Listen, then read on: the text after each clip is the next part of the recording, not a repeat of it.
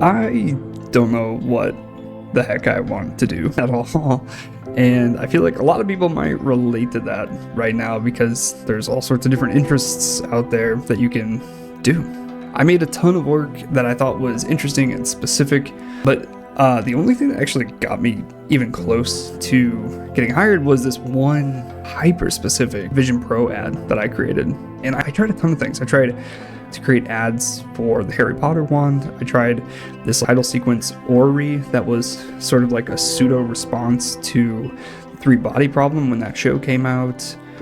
I did a Rings of Power remake with actually a couple of friends that I thought was gonna maybe get me hired and noticed by some studios like Elastic, and I actually sent it to the director, and that obviously did not work out. I was actually really sad because Elastic had just won an Emmy for the Last of Us title sequence that they created. And then I even recently made a lightsaber ad, and I was like so excited about that becoming this big thing. And ultimately it's not specific enough. It's too broad in a sense. But going back to it, the big realization that I had with these spec ads is that if I'm not direct, if I'm not in it basically saying I want to do tech, Vision Pro, this is my thing, people aren't going to know that. And so it occurred to me basically that if you want to do that kind of work, you have to do that kind of work ahead of time. You have to get into the rhythm, and you can't just expect one day, I have this shoe ad, I have this other ad, I have these CG things, let's send that to so-and-so and they're just going to hire me, right? It doesn't really work out like that. And there's this really great example of this guy who I like, who recently just made his own YouTube channel. Definitely check it out if you haven't. It's got a ton of great tips. But he started out on TikTok a couple of years ago, and ironically he also did a headphones ad, but he decided that cars was actually where he wanted to be. And that was super interesting because he ultimately ended up collaborating with Shaq and all these big car companies. He's in the car game now. He's making a ton of money by becoming the person who does this type of advertisement. And that's the sort of thing that I just didn't understand here, is that psychological shift of not just wandering, but you're actually motivated in this one direction. The spec ads aren't just practice, they're literally signaling, hey, I want to do this. I want to be where these guys are. And so I'm making this spec ad in preparation for this type of work that I want to do. And here's another way to think about it. You are on a road trip, right? We're picking our lane, we're trying to stick to it. But typically artists wander. They'll go down a different lane, they'll go down whatever, they'll get distracted by so-and-so, and they'll think about it. I'm obviously super guilty of this too. I go all over the place. But I think what pro artists are doing, like Lunchbox and these other guys, is they're more like on a train track. They're literally laying train tracks in front of them. They know what kind of work they want to be doing. They know what direction they want to be going. And they just have their huge behemoth of a train that's going down the road for them. And there's no deviation, there's no different path. That is the direction they want to go. And it makes sense when you think about it that way. Here's another metaphor for you, in case that one didn't land. If you go to McDonald's and the sandwich artist behind the counter that you're ordering from, you say you want a burger, right? And they're like, no, I'm feeling much more like a vegetarian today, or I'm feeling much more like my sandwiches should only have fries in them. You know what I mean? You'd be furious. You'd be like, no, just give me my burger, right?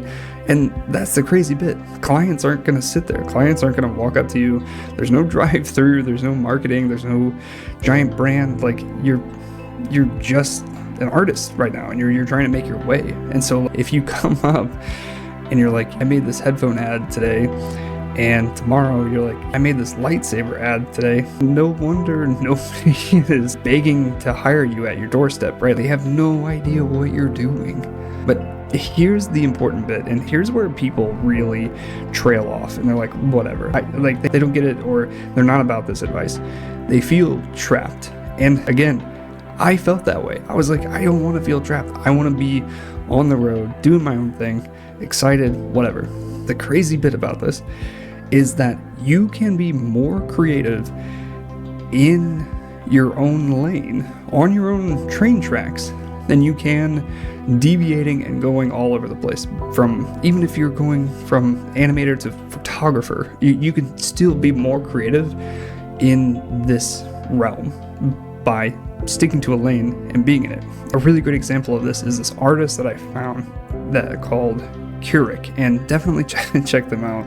They're very talented, but they just did the spec ad for Nike, and they made the shoe into a creature. And it's more subtle than that, but it's like they wanted to show the grip of the shoe, so they gave it teeth and had it bite into the ground. And it's just sticky and messy, and it's so fascinating, right? That's so creative to think about a shoe that has this bite to it, literally gripping into the ground. That's such an interesting and fascinating way to showcase a product's quality. And I just love that. It's so creative and fun.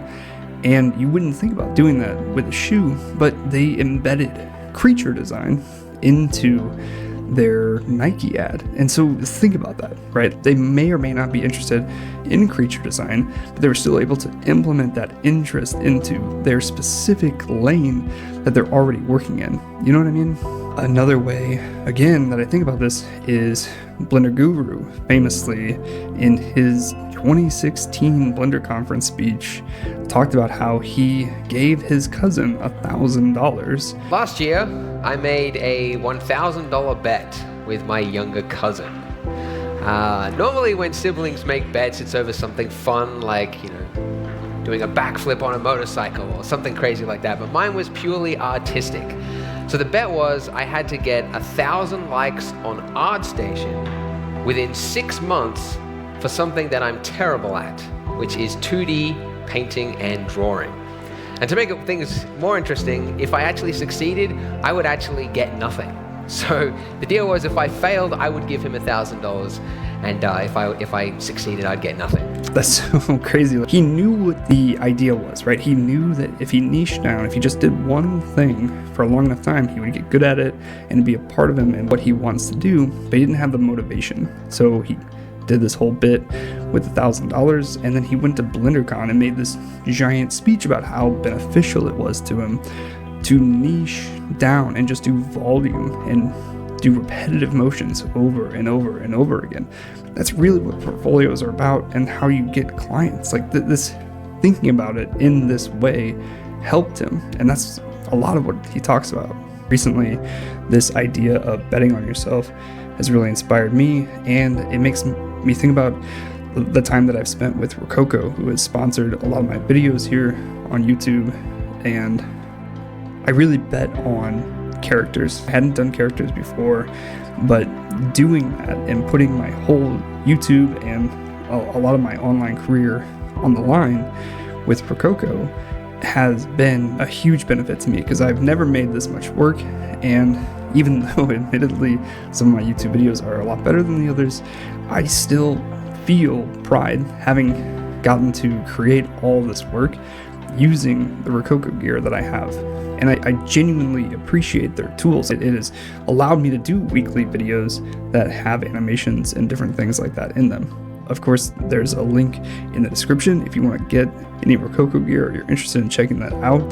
Definitely try, and it will support this channel if you do. The sort of last thing I want to say, if you're still around and really interested in this concept, I do have an ebook that is still on sale where I dive a little bit deeper into niching down and how it can impact your time with clients, and how by niching down you become more confident, you become more directed as a person who's utilizing these skills and ideas to create better work and ultimately get to a point where you might want to be and have a consistent portfolio.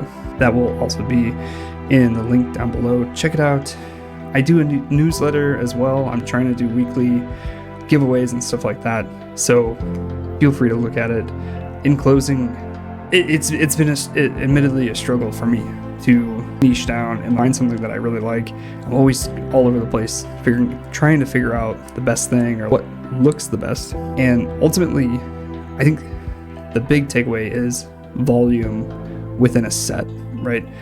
Finding something you're interested in, whether it's products or animations, characters, creatures, whatever it is, and trying your best at a long time. In today's mind, 6 months is an eternity, but in 6 months today, you could learn so much, and it's just so beneficial to actually take something that you're interested in and just stick with it, stick to it, and find it, and really understand the passion with it. And if not, then genuinely mark it out and don't come back to it. That's not for me. And so take that and run with it, see how it fits. But I would implore you to try something that you enjoy and just stick with it long enough to really see it come to fruition and continue to water it. So, and subscribe, and I will see you next week.